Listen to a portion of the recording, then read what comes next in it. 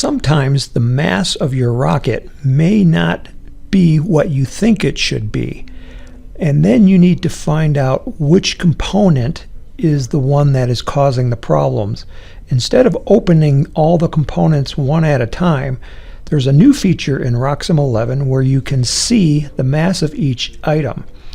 Go to the System Preferences for RockSim, and under the Units tab there is a checkbox that says Show Masses in Component Tree. Click on that and select OK. You will now see the individual masses of each of the parts. If there are items such as a pod, you can hover over it and it will show you the mass of all the parts in that pod. This makes it fast to find out which parts might be causing a problem with the mass of your rocket.